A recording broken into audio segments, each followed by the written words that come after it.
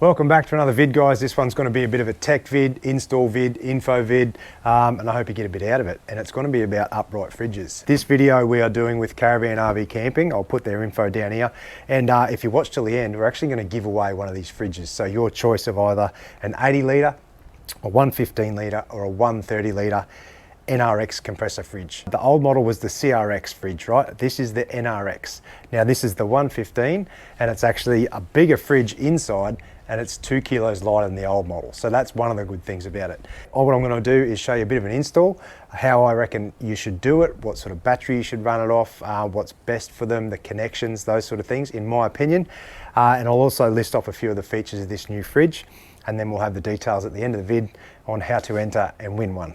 How's that sound, all right? Before I install it, let me show you where it goes and what's inside. So inside here, this is my little fridge compartment, and my wiring system is all fitted out across the headboard of the ute, and also the batteries go down here low along the tray base and behind the drawer. So in this ute, we have a full Red Arc system with Red Vision, TVMS Rogue, and a new Red Arc Manager Alpha. There's also an inverter on the other side to run all that 240 volt stuff. But like I said, what you should, or what sort of battery should you have when you run a 12 volt fridge in your car?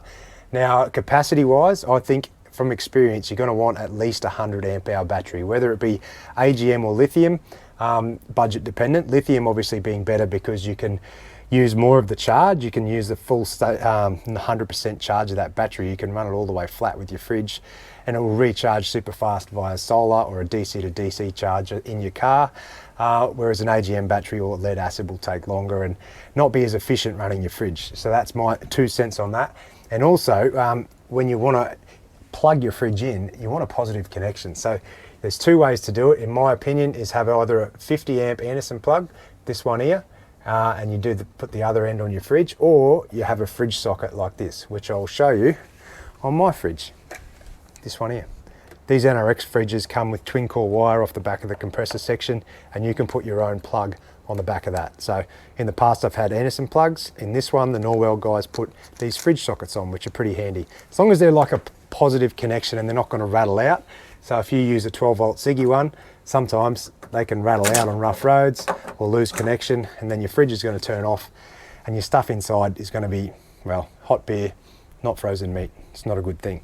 Anyway, there's my batteries down here. I have a 200 amp Red Arc lithium there, and we've stepped it up in this one. There's another 200 in behind there. So that's 400 altogether, and it's all run through the Red Vision system, all fused and everything through the TVMS and the Rogue. And it's a good setup.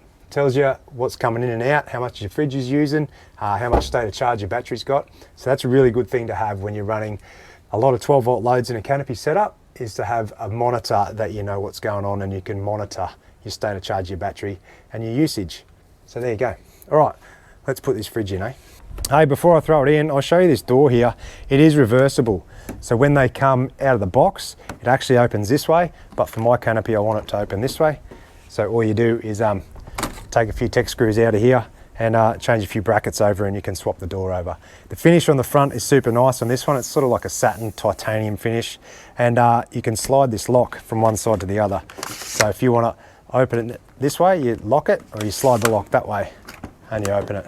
It's got locks top and bottom too. If you see this, you got a steel one at the top and one at the bottom. So you always get good compression on your latches, and nothing rattles loose when you're off-roading. You can lock that up there. All right, let's chuck it in. Mounting an upright fridge in a Canopy, there's going to be a few different options. Norwell have their own unique mounting system, which is a bracket over the top. This fridge also has, on the inside, you can take out some plastic plugs and screw from the inside out. So if you have a surround, like a timber surround in your Caravan or in your Canopy, you can screw this in to actually mount it inside. Super light, they're pretty easy to do on your own. Pick him up. I just have to walk mine into the brackets on the feet. There we go, that's in. And then I've got a custom hold down bracket that holds mine down. 4 latches.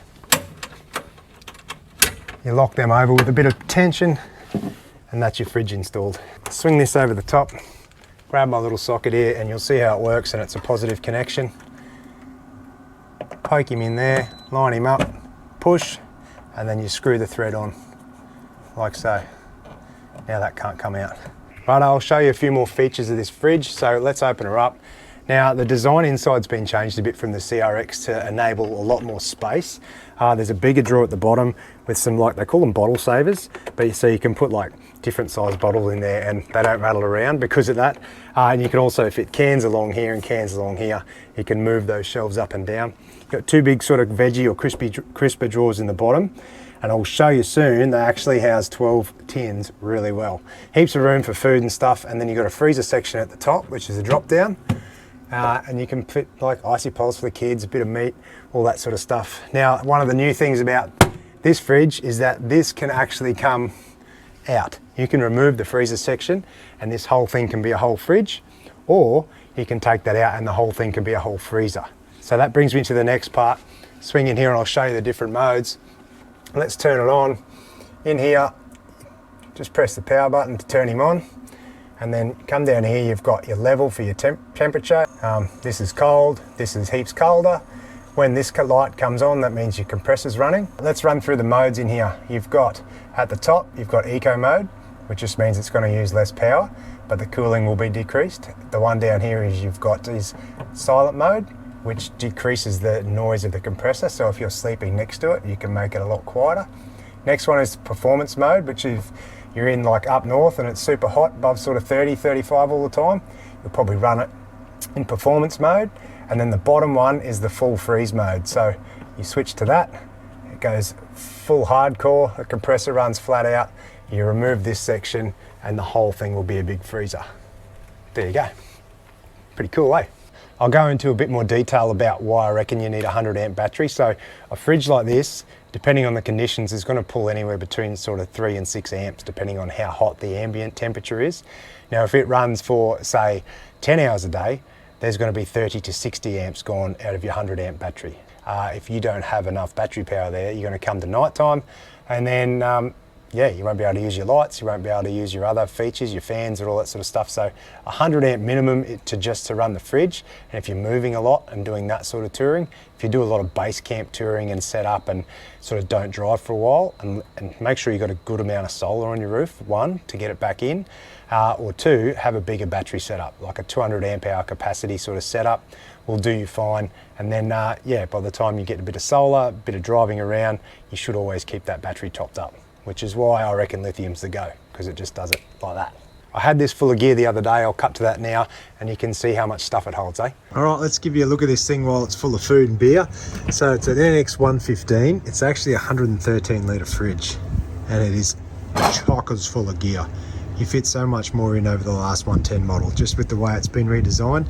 You got better pockets in your fridge here with a bottle saver down there, so you can fit like milk bottles and that in there.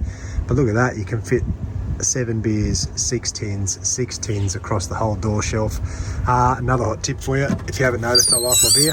You can fit 12 cans in each drawer because of the height of this is the right height for the drawer. Perfect. And then you've got veggie crisper, fruit and veg and stuff, and then plenty of room for your meat and veggies and condiments and yogurts and salads and all that sort of stuff. And then the removable freezer part folds down from the top. Always have ice creams in there for the misso and the kids, and a bit of frozen meat as well. This part can remove altogether, so the whole thing can be a fridge or the whole thing can be a freezer. Pretty cool, eh?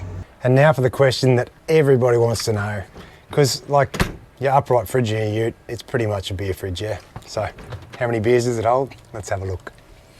Here you are, look at that. 6, 12, 18 tins just in the door.